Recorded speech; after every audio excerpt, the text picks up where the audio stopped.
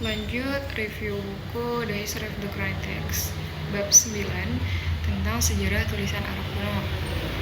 Bab ini dimulai dengan penjelasan tentang asal-usul tulisan Arab termasuk hubungannya dengan tulisan Smith kuno lainnya. Kemudian mungkin membahas secara rinci evolusi tulisan Arab meliputi yang pertama tulisan Nabatean sebagai pendahulu langsung tulisan Arab. Kedua, perkembangan awal tulisan Arab di wilayah utara Jazirah Arab. Ketiga, adopsi dan adaptasi tulisan Arab oleh masyarakat Hijaz. Keempat, perkembangan gaya tulisan Kufik dan Naskhi. Kelima, penggunaan tulisan Arab dalam prasasti pra-Islam dan awal Islam. Yang keenam, perubahan bentuk huruf Arab dari waktu ke waktu. Bab ini juga membahas peran Al-Quran dalam standarisasi dan penyebaran tulisan Arab, menjelaskan bagaimana kebutuhan untuk menyalin dan melestarikan Al-Quran mendorong pengembangan kaligrafi Arab. Juga membahas bukti-bukti arkeologis yang mendukung sejarah perkembangan tulisan Arab, termasuk prasasti-prasasti kuno dan manuskrip-manuskrip awal Al-Quran. Lanjut ke bab 10, manuskrip Al-Quran kuno. Bab ini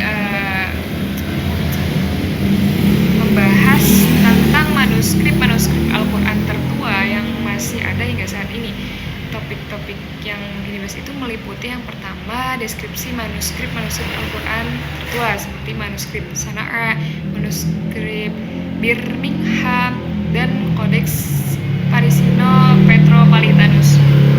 Yang kedua, metode penanggalan yang digunakan untuk menentukan usia manuskrip, termasuk analisis paleografi dan uji karbon.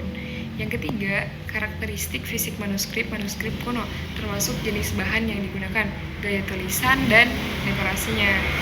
Yang keempat, perbandingan teks dalam manuskrip kuno dengan teks Al-Quran standar saat ini. Signifikasi penemuan manuskrip ini dalam studi sejarah Al-Quran. Juga membahas tantangan dalam mempelajari manuskrip kuno, termasuk masalah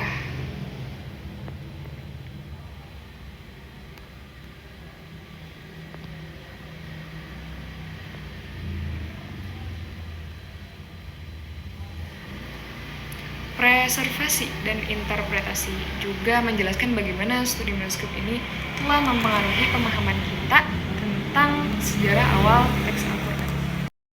Lanjutan review buku Rekonstruksi Sejarah Al-Quran bab 8 tentang penyempurnaan ortografi Al-Quran. Bab ini membahas perkembangan penulisan teks Al-Quran dari bentuk awalnya yang sederhana hingga bentuk yang lebih sempurna seperti yang kita kenal sekarang. Penulis mengawali dengan menjelaskan karakteristik tulisan Arab pada masa awal Islam yang belum memiliki tanda baca dan tanda diakritik. Selanjutnya diuraikan tahap-tahap penyempurnaan ortografi Al-Quran.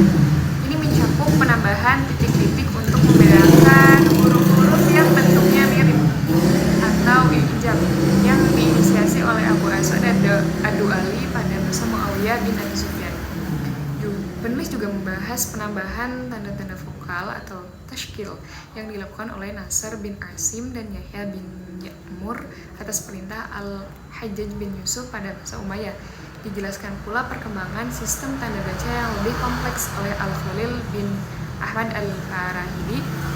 Juga mengulas standarisasi penulisan mushaf, termasuk pembagian Al-Quran menjadi juz, hizab, dan manzil.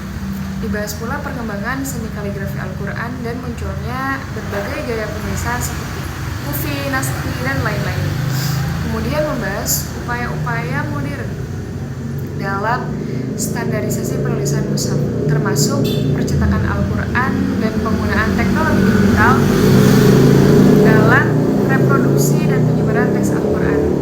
Akhirnya, bab ini menganalisis dampak penyempurnaan ortografi terhadap pemahaman dan penafsiran Al-Quran beserta perannya dalam menjaga keutuhan teks Al-Quran.